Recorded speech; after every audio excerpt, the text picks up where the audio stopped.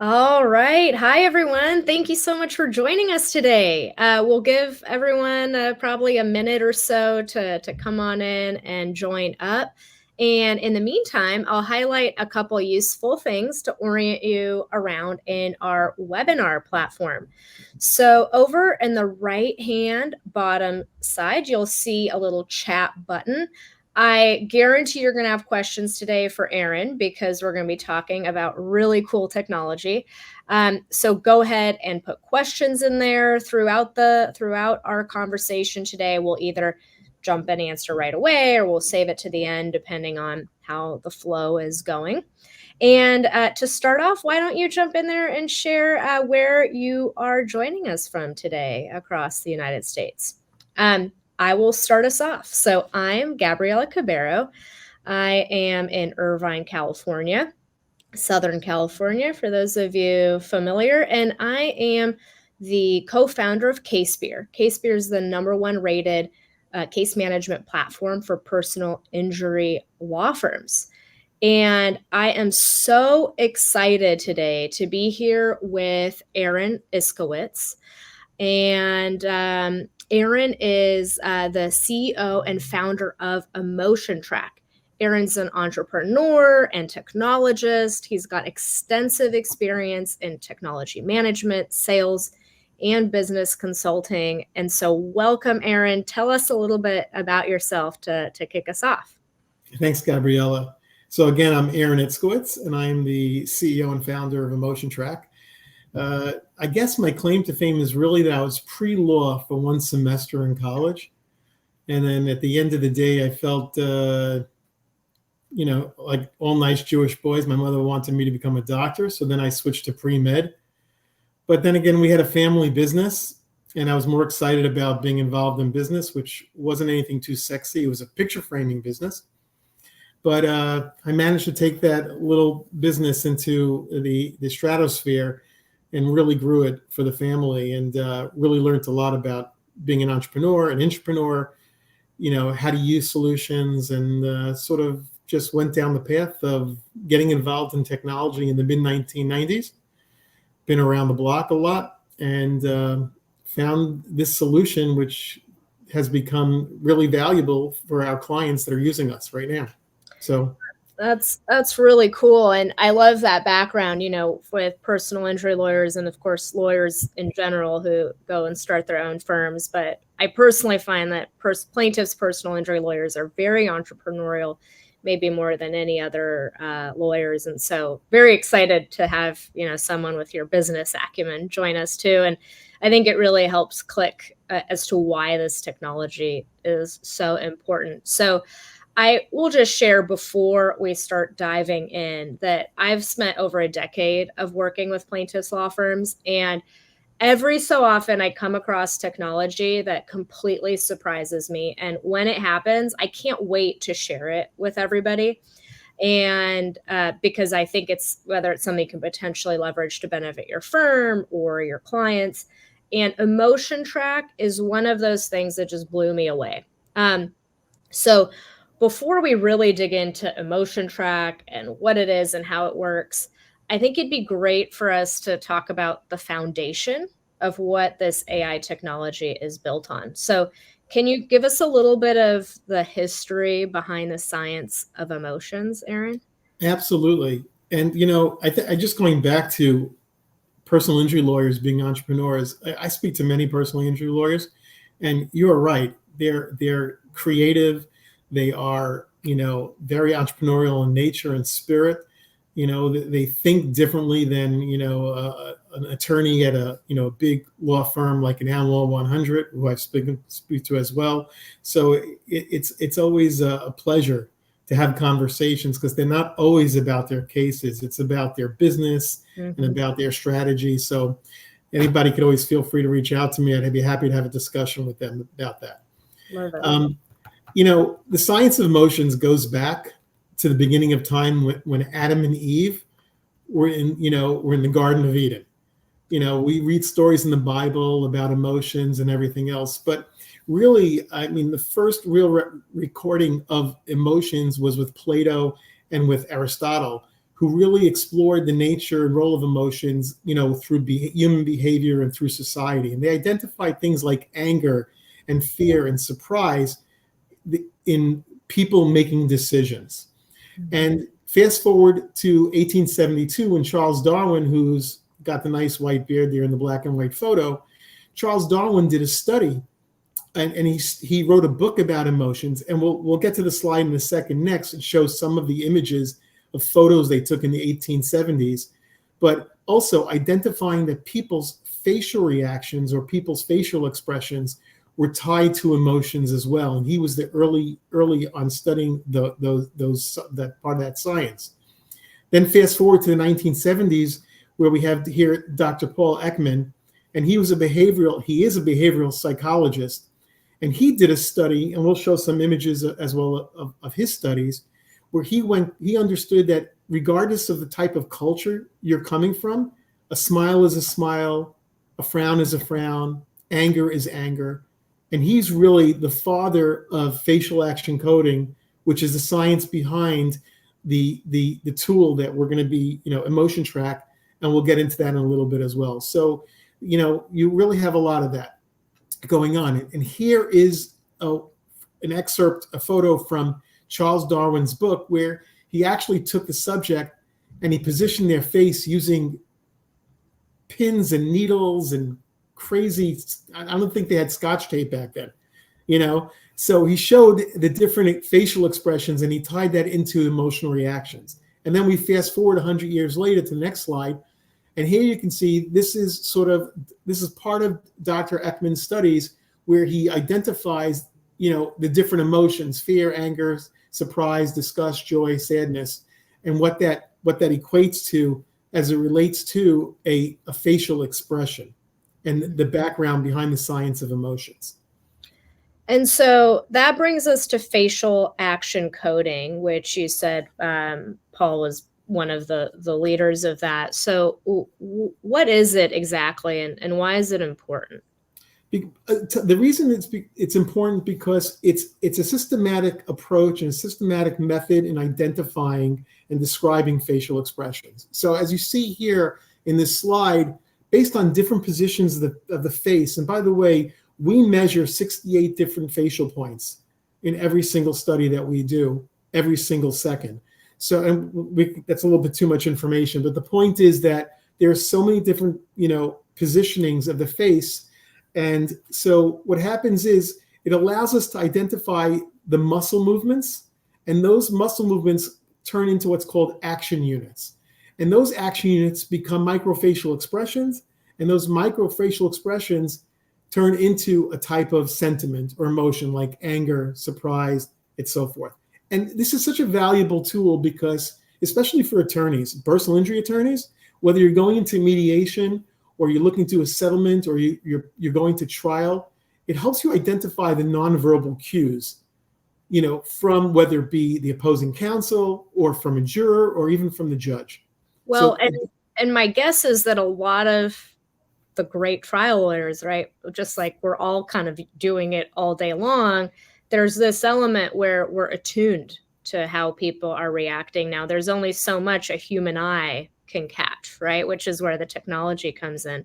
But absolutely, yeah, and it helps them assess credibility. I mean, we'll talk about other things with other slides, but it's so valuable for personal injury attorneys to be using science, whether it be trial science, which is, you want to ask the next question, I guess? Yeah. So what exactly is trial science and why is it valuable when working a case? Well, again, trial science is basically what it says. It's a scientific approach. It's using research, data analysis to present your case and your findings. And, some attorneys are using juror consultants. They're using focus groups. They're using mock juries. They're using different research methods. Other attorneys just use experience, and it's their methodology that they do this. But today, there's so much content, and you don't really know what people are thinking all the time.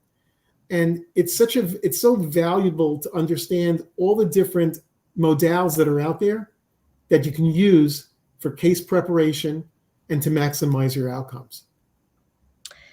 So that brings us to EmotionTrac, now that we have some of that background. And can you kind of share a little bit more about what it is and why it's such a powerful tool? Sure. Well, we believe it's a game changer, but then again, it's our product. Well, EmotionTrac is a way for personal injury attorneys to tell a story about their case in a video format. So we'll get on a Zoom call with an attorney who's talking about a case. We'll record them basically doing a mini opening, and we have a slide that shows sort of the framework that we do.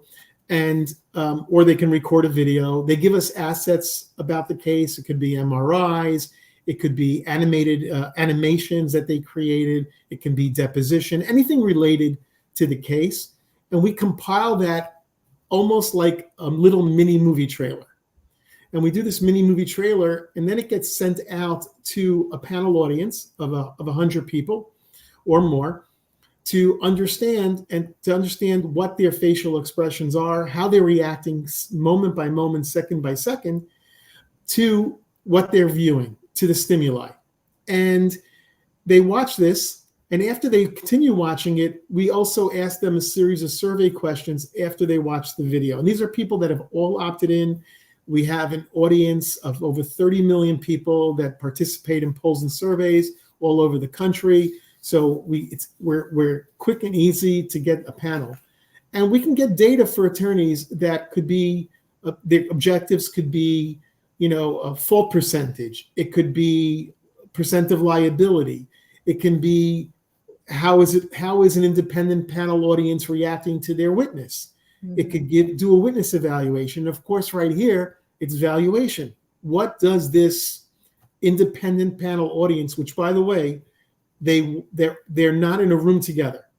They're watching on their phones, or they're watching through their computer, giving us permission to using the front-facing camera of their device so that we can track them moment by moment. And we aggregate the data, and we can segregate the demographics by gender, race, age, etc.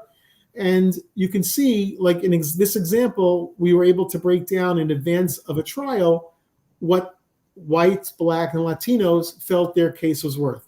In this particular case, they actually used other data to find out what demographic groups were going to be most empathetic to their story, and they used that data to select a jury, and they ended up getting a $120 million verdict. Wow. And big verdict. In excess of what you were asking for here in the survey, so that's pretty good. Yeah, exactly. And I'm assuming, as a follow-up to that, for example, if we've got attorneys obviously joining us from all over the country, can they, when they're working with EmotionTrac, narrow down also by state or by region so they can be most likely to recreate a potential jury pool? That's a great question. The short answer is yes. Mm-hmm. We have multiple screeners that could identify different types of qualifiers to select people to participate in these surveys. But with facial action coding, it's not required because you're not getting that type of bias like you would in a traditional focus group. Mm-hmm. So getting a general population, number one, it saves cost when they're using our service, as opposed to drilling down to the state of California or saying, I'm looking for this particular county and so forth, because people's reactions from their face process 2 seconds before their brain processes. And that's a science. So once they watch the video and they formed an opinion, then we ask a series of survey questions, and every test is different, because a survey question could be, if you were the juror, how much would you compensate the plaintiff for? Or, what percentage of fault, and so forth. So by that time, they've watched the story, and we're going to show a little bit of a story shortly. They have an opinion, and then you can ask those questions, and you get those answers. So would it affect if it was a county that was more Democratic than Republican? Possibly. Mm-hmm. But we're getting the emotional data first. Yeah. And that data it doesn't make a difference if you're from California, New York, Chicago, Louisiana. It's pretty consistent that we found over hundreds of tests. Yeah, that makes sense. And so obviously emotions play a really large role in decision making. So can we kind of continue this conversation on how firms can utilize emotion analytics for case prep? We use this example of juries, witnesses. Anything else that you would kind of add to this, and how firms can approach this? Yeah, absolutely. It's about their case strategy. And, Mm-hmm. again, it could be used for jury selection. It can be used for witness evaluation.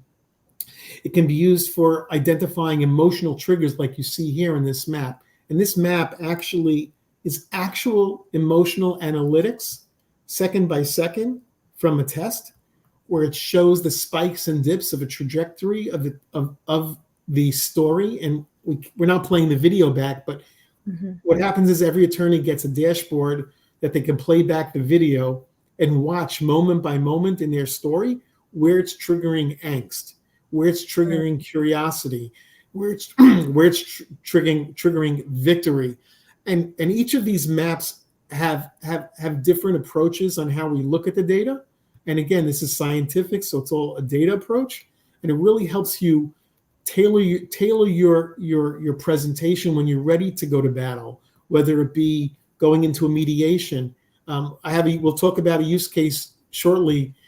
That's a great use case, and we'll talk about how they went to mediation. They used the data from one of our reports and really scored a big result. I could see like testing your opening statement or closing statement could be really interesting, and kind of honing it to actually generate the kind of reactions that you want to stimulate in a jury. It's very Absolutely. Yeah. I mean, this is a great tool. It really helps. And this slide here, I was talking earlier about building a story. And again, we have attorneys who say, help me walk you through it. So we get on a call with them and we record them and we say, okay, we act like the directors and say, take one, let's talk about who you are, who you're representing, tell a story, and so forth. And it builds out the whole video. And then we do all the editing and we send back proofs to the attorneys to make sure it's on messaging and everything else. But again, it's about opening, set the stage, make the arguments, closing statements. And we even do tests where an attorney will take an associate or another attorney at their firm and represent the defense, opposing counsel. So they're telling the story from both sides. So the panel audience isn't leaning towards the personal injury story. They're understanding so that they can provide those insights, provide that research that's very helpful to the attorney in preparing their cases. We have a great question here too, and we'll get to all questions, whether now or later. So just definitely please throw them in the chat. But Ross is asking if you've had any experience analyzing like a business contract case. And we're talking a lot about PI, but I'm assuming like a jury's a jury or a judge is a judge. Like what have you had any experience with other practice areas?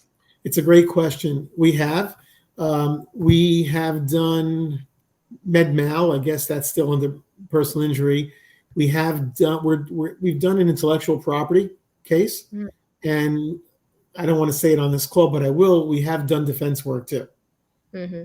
So well, look, I think that's perfectly fine, right? Well, we do know it works for the other side, so let's make sure the plaintiffs are using all the good tools as well, right? Yeah. Well, the good news is, I think on the defense side, when we got the data, I think they ended up realizing that the case was worth more money, and they came back with a better offer for the plaintiffs' attorneys. Well, so there you go. There you go. That's yeah. So anything that has to do with litigation or trying to go for a settlement or mediation, you could use our tool. You can use EmotionTrac.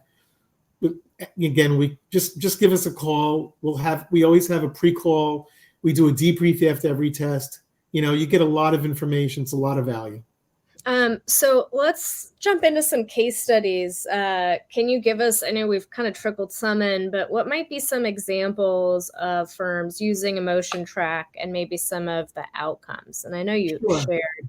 Yeah, so this was a great story. This was a whistleblower. I won't get into, I will anonymize it, but it was a whistleblower, and the individual became suicidal after they were let go. And they went, whatever happened, they ended up, engaging an attorney. And the attorney basically came to us. They told the story, and we generated a report for evaluation. Their objective was, how much is my case worth? So they went back. He took the report, and our reports that we deliver also include a link to the video that's being presented to the panel audience. So opposing counsel gets to watch that video too. It's not like they're in the blind, and then they read the report so they understand, the scientific approach and how the data was collected and how it was delivered. So in this case, it was a mediation, and the personal injury attorney went to the mediator, shared the report. The mediator took the report, brought it back to opposing counsel, and the offer was $85,000. They ended up coming back with an offer of $850,000. Mm-hmm. The attorney says to the client, let's settle this case. We got $850,000. Of course, now she's not suicidal anymore. And she said, didn't you do this report thingy? This is how we heard it. Report thingy about my case. And can I read it? So she reads it. And it actually showed that majority of the 100 people that were polled after they watched the video and we captured their emotional analysis and everything, they thought the case was worth $2 million or more. So she says, let's go to trial. And of course, the attorney says, let's settle it. We have $850,000. Mm-hmm. She goes, well, if 100 people think my case is worth $2 million, I'm willing to go to trial. And he says, well, we can lose everything. He ended up going back to the mediation, said, my client doesn't want to go $850,000. They ended up settling for 1.9. They did not go to trial. And you could see the return on investment. That particular test cost was only $4,700. The fees were increased significantly considering the first offer. And that's the power of EmotionTrac. And that's the power of this science and this insights that we deliver. Mm-hmm. So that's an example of a great case study. And then the next slide, we have different case studies, all different amounts. We have people do, we try to tell people, you can use this for cases that you think are worth $100,000 or more. For settlement, or obviously bigger trials, we will have attorneys who use us multiple times on bigger amounts, and they'll test different hypotheses. Mm-hmm. But this is a big example. And I know we've talked a lot about juries. We've mentioned this example with a mediator, but presumably if there's a case where, I just imagine there's a lot of use cases for pre-litigation too, getting ahead, getting this reporting done on a case where there's limits or there's high limits, right? A commercial case or something like that, where you can potentially have a higher return in pre-litigation. Are you seeing law firms use it this way as well? We are. In fact, let me see if one of the cases here, case number, actually the case is not here, but we had an example of that where they tested pretty much, they got back the response from the demand letter. Mm-hmm. And they immediately tested, and they came back with a value. They went back to the opposing counsel. Opposing counsel said, I don't want to read any of your reports. This is our number. In the end, they ended up coming up in price, just to let you know. They came within, I think it was like they first offered $50,000. They wanted $450,000. They ended up coming up to $350,000. But the attorney used the report to also manage the expectations of their client. Because the client said, I want $1 million. And the attorney said, based on what? Right? So the demand letter was for less, or the demand letter was for $450,000, but based on the data that we delivered, the attorney was able to use that and say to the client, listen, if we go to court, we can get zero. Now we actually did get a counter offer from opposing counsel. So, they accepted the offer. That's so really you can use this at any stage. This is a tool that can be used at any stage. That's really interesting. And when we're talking kind of about the case valuations, I want to bring in a question we got from Melissa, which touched on a little bit, I think, where I asked earlier about kind of different regional dynamics. So I'm assuming that Melissa perhaps works at a firm in Kentucky, because she's saying that, hey, obviously certain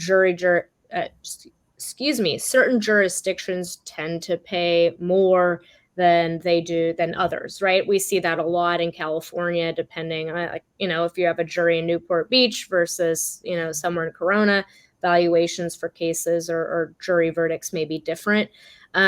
Is that something that you'll coach law firms through when they're setting kind of the valuation assessments? Like, how is that something that you've talked about with law firms before? All the time. Yes, Melissa. So what we do is when we're setting up one of these tests, what we do is we ask you to justify or how you came to your value. Obviously, it's like a little bit of a worksheet, and we illustrate that. We actually we didn't provide slides, but we have it. Feel free to reach out to me, and we have sort of a setup sheet that shows you visuals of how the workflow.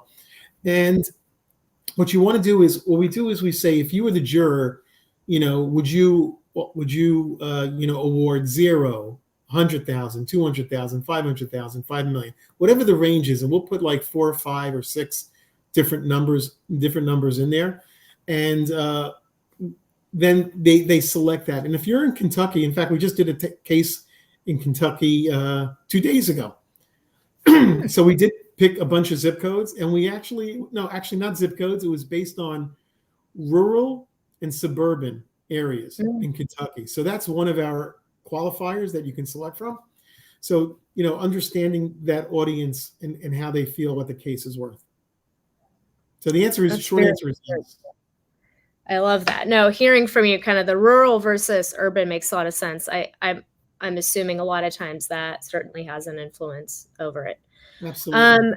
So, of course, when you first showed me EmotionTrac, Aaron, I was super excited about the potential for clients and case values and things like that. But I'm a marketer at heart. So immediately I was like, ooh, there's a lot of different use cases for this kind of technology. And I wanted to give you a chance to kind of talk about that a little bit. Like, how else can attorneys benefit from EmotionTrac? Because it's more than just related to their cases, right? Sure. Well, personal injury attorneys, I think, in the old days, they were always looking to get the back of that Yellow Pages advertisement. Yep. And obviously that's changed. And so you see a lot on social media, Facebook, Instagram, TikTok, billboards, television commercials.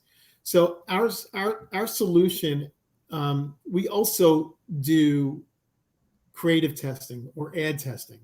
And we're able to test ads in advance of you spending money on advertising to understand how your message is resonating with different demographic groups.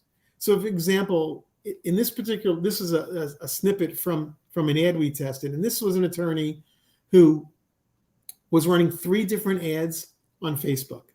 Mm-hmm. And he came to us, and he's already spending the money on advertising. And he came to us and said, I'd really like to understand how the audiences are reacting emotionally to my ads. And we ran the 3 ads through our system, and we came back with the data that said, okay, commercial number 1, who are you targeting? They were targeting men. Well, it's not resonating with men, so you need to change it to women. Commercial number 2, they were targeting women, not resonating with women. They need to target men. Commercial number 3, it's not resonating with anybody. Stop spending money on advertising. And about 2 months later, he calls us and he says, I went from I think it was about a $10 per click, okay, on the first 2 ads down to $2. Wow. Per click. Yeah. He had an 80% savings, and he also increased his intake as well. And we did another case study for a well-known West Coast firm that was testing a new TV commercial. And they had 6 different versions, and they spend a lot of money. They spend millions of dollars on their advertising campaign. You don't have to spend millions of dollars of advertising to use EmotionTrac. I just want to put a disclaimer in there. Okay, it's not an expensive process, not an expensive process for testing ads. So what happened was they said, okay, we have these 6 ads. So they tested with 6 different groups. So I think we had close to 1,200 people in the test audience. And we came back and we said, okay, 3 seconds in commercial 1 had high spikes, and you need this content. And commercial number 2, the slogan was very powerful, and this is the slogan you should go with. And number 3, there was some kind of visual. So basically, we gave them the data that said, take all 6, chop them up, optimize the video, edit the video, and create this one super video. Anyway, about 3 months later, they came back to us and they said to us, this is the best performing ad in our history of our firm. And we've seen our intake increase over 2,000% over our last campaign. Wow. It's off the charts. So, the data is the data and the results are the results. And we can only just share, the kind of results and data that we've been delivering. Well, and thinking about firms, even if you're operating with, much smaller budget than, some giant West Coast firm, like how great would it be even to get feedback on a script, right? Like before you even invest the money to shoot a video or to shoot series of things, you could, whether, you self-record something or just, I'm sure you'd have recommendations on how to run tests like that even before you make an investment in a big campaign. Very simple. Yep. There's something called an animatic where it's almost like an animated storyboard. You can test that. Like I said, you can test a recording of yourself, a script and so forth. The protocol is there for any type of testing. That's very cool. But it's really about the emotional data because emotions trigger almost all the decisions we make in life. And that's what it's about. It's not whether or not 100 people think this way or that way. It's how they feel. And everything that we do is how people feel. And that's the data that you want. That helps you win cases. It helps you increase your intake or get new clients. And that's what it's all about. It's how we feel. Well, it's interesting. And I know, I'm sure many of you joining us that are trial lawyers are sitting here nodding your head because I've had the pleasure of sitting through a lot of like trial lawyer training sessions and things like that just in my line of work. And it's fascinating how much they're talking about emotions and too, right? It's all about connection. It's about making people feel a certain way. So it's all of this stuff I think a lot of people know, but I just love that this technology is calculating things at a much higher accuracy and speed than us humans can process, right? And even thinking about jury selection, or if you're doing a focus group, there's only so much that people can catch versus technology itself. Yeah, there's also a bias when you're doing focus groups, when you're doing mock juries, you're going to have an influencer in the room. People are spending time, they're processing data, they're changing their minds, and you want to get that initial reaction. You want to get that emotional trigger that, connects you to them and understand what you're saying or what you're presenting that's going to create that emotional trigger. So, with a solution like ours, with facial action coding and using artificial intelligence, we eliminate that bias. And that's very important. We had a conversation with an attorney who had spent so much money on preparing for a case, and it was a big result. He got, 8 figures. And he said he had spent so much money on mock juries and focus groups and jury consultants. And at the end of the day, his biggest concern was confirmation bias. It's what he believes to be right. It's what he believes that it's going to be the right strategy. But he only knows what he knows. He doesn't know what other people know. And so even though he's been doing this for 30 years and he's experienced that, and he says sometimes he goes into a trial or a case and he loses. Why? Because of confirmational bias, because he believes that that's the way it's going to go. And he knows by testing, he knows he'll get that, that external opinion to really give him the data that'll help him craft his case. That's great. I love that. One question from Ross, which is interesting too, is like how long, I think he asked this actually when we were still talking about the jury trial stuff. How long would you recommend the video be? Are there kind of parameters? And again, I'm sure you work with firms during the setup of their tests, but are there any best practices around things like that? We do. Again, we have paperwork on this. We have information, but typically a standard test includes 5 minutes of video. You don't need to tell a 30-minute story. You have to remember we're trying to engage an audience that's watching through a computer or through a phone, and we do track engagement as well as part of our metrics. But a 5-minute story is enough to tell a story. It doesn't mean we've had longer videos. We had one attorney speak for 27 minutes. And And by the way, it was so compelling that people were so highly engaged the entire time. The question is, did he get enough data after the first 5 minutes that he had to speak for another 22 minutes? But we do charge extra for every minute over 5 minutes. So it depends what your budget is. We work within your budget. And again, we do a setup call. We want to understand your case, and we'll guide you through the whole process. Mm-hmm. Oh, interesting. I mean, I'm sure that the things he learned from all of that 27 minutes, I mean, he'll be able to take some of those things into future cases too. Just very interesting stuff. I love that. Remember, we showed that cool graph, right, of them watching the video and those ups and downs based on their different emotions Did throughout. we play that video yet of the if you have a video link, Aaron, I don't know that I have that in here. If you want to share your screen. I think it was in a slide. Was it one of the slides? Let's see. I don't know. We may have just had an image of that. But we can bring that up, Aaron, we can talk about the experience so far. And in the meantime, while you're answering this, let me see if I can pull that up for us. Okay. So what are some of the recommendations that you may have for law firms? Like, especially, look, someone's curious, they may want, like, where's a good place to start? I mean, obviously having the right case or having an ad campaign, but what recommendations do you have for people? It's basically going back to grade school. You do your homework, you're going to do well on a test. So, if you prepare for your case and you use all the available tools, whether it be EmotionTrac or a focus group or a mock jury or bringing a bunch of friends together on a Craigslist, whatever data you can get, I believe it will help you. Now, obviously, different solutions will get you, I think, closer to the finish line or to maximize better outcomes because it gives you a lot more data.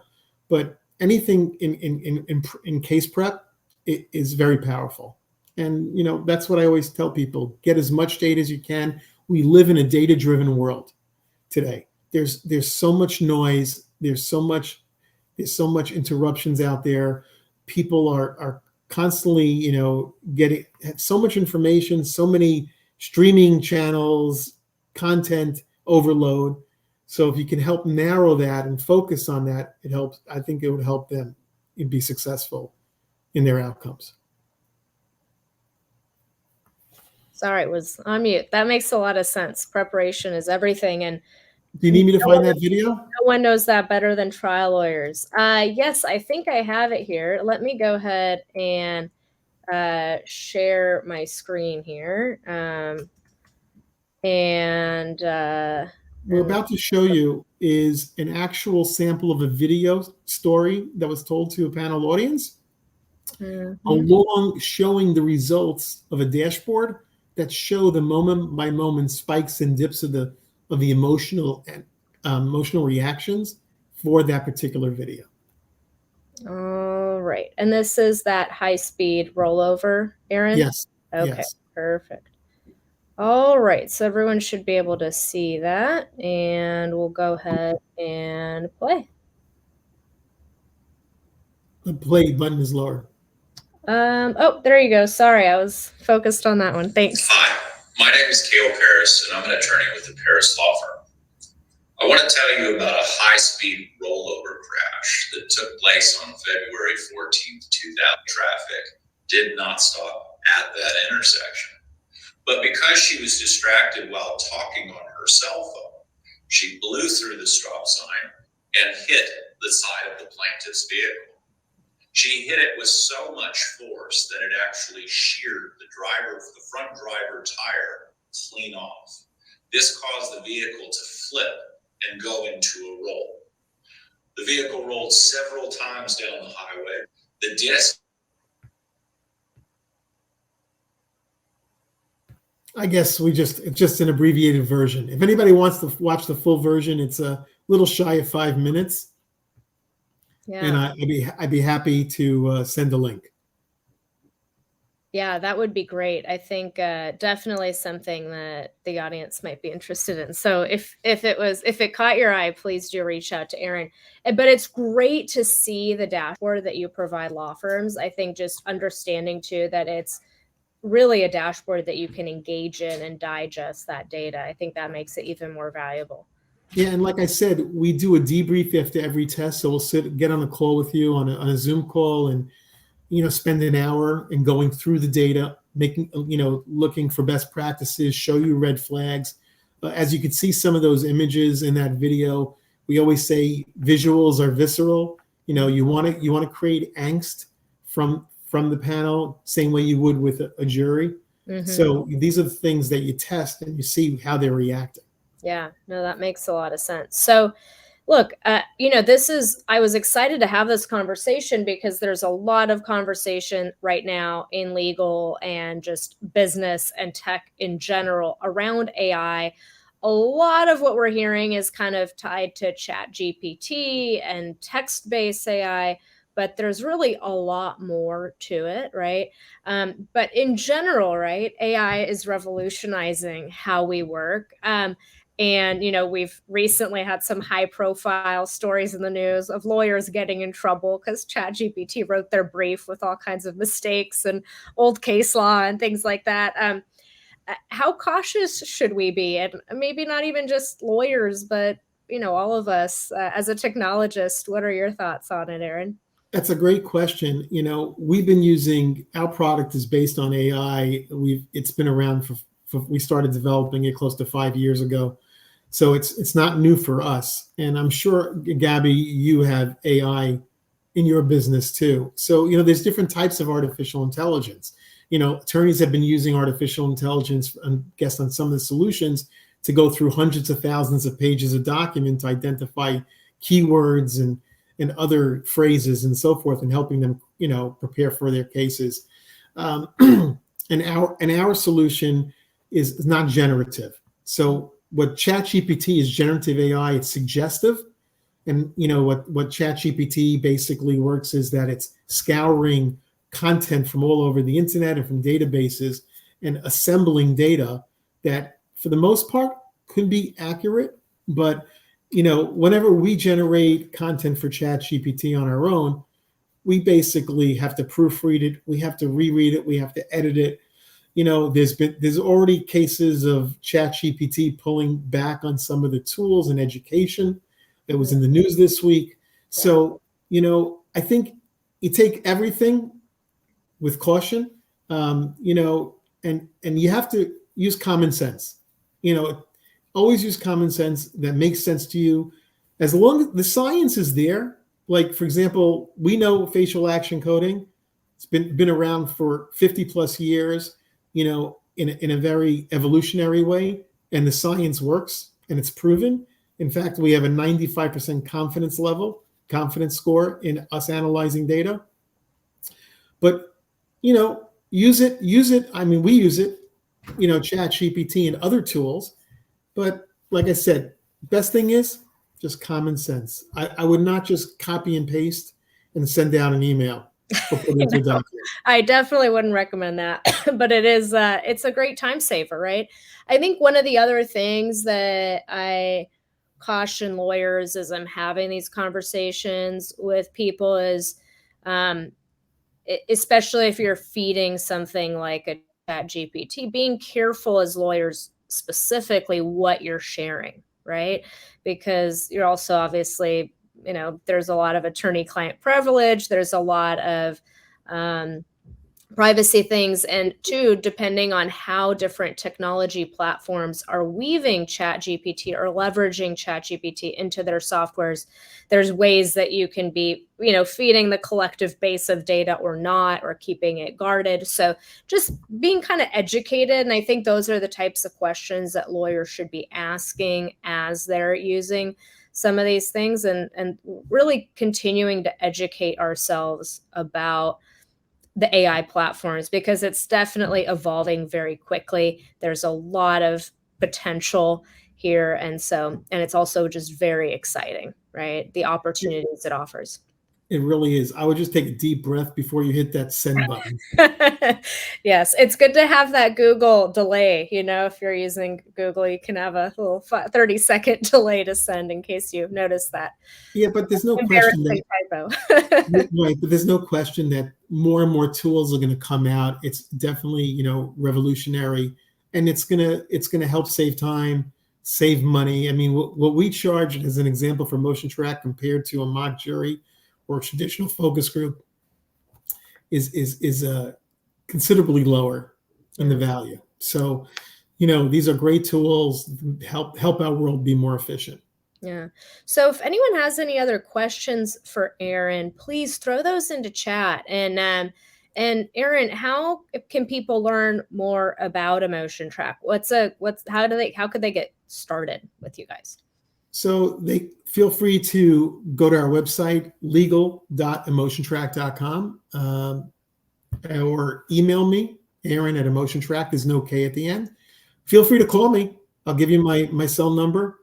Always happy to take a call, 917-892-3545. You want me to put that in the chat? I was trying to catch you as you were saying it, but you went too fast for me. I'm going to put it in there right there. Perfect. Love it. Oh, and thank you, Ebony, for contributing the URL. Yeah. Look, and I said this to start. I can think of maybe 2 other times I've really seen something and thought, wow, I wish all of my clients were using this for their clients. And this is one of them. I just am so excited to see what you're doing. I know you self-described EmotionTrac as a game changer, but I certainly view it as that. I think it's very cool and has a lot of potential just to make educated investments, whether it be in cases, whether it be in marketing, and really thinking about how we all want to secure the best results for clients. And as a certain segment of lawyers get better results, it's going to raise all ships, right? So I love to see technology has the potential to drive up results for clients across the country. It's very cool. Thank you, Gabriela. And again, we built this for personal injury lawyers. We did not build this because we just like to build technology. Well, I love to make technology for personal injury lawyers, as you know. So I love this segment, and again, I think CASEpeer is where it's at. Thank you, Aaron. I appreciate that. Well, again, our contact information is on the screen here. You've got the URL in the chat, Aaron's email, and you can follow them online as well. Aaron, it's been such an interesting conversation. Thank you so much for joining us today. Any final parting words from you? I just, I'll just say CASEpeer, rah, rah, rah, And again, I think whether it's EmotionTrac or anything else that's available to attorneys, whatever can help them, provide justice for their clients, that's the most important thing, providing justice for the clients. I love that. Great way to end the webinar, Aaron. I appreciate it. Well, thank you so much, everyone, for joining us today. Thank you, Aaron, for being here, and wishing you all a beautiful and successful week. Thank you, Gabriela.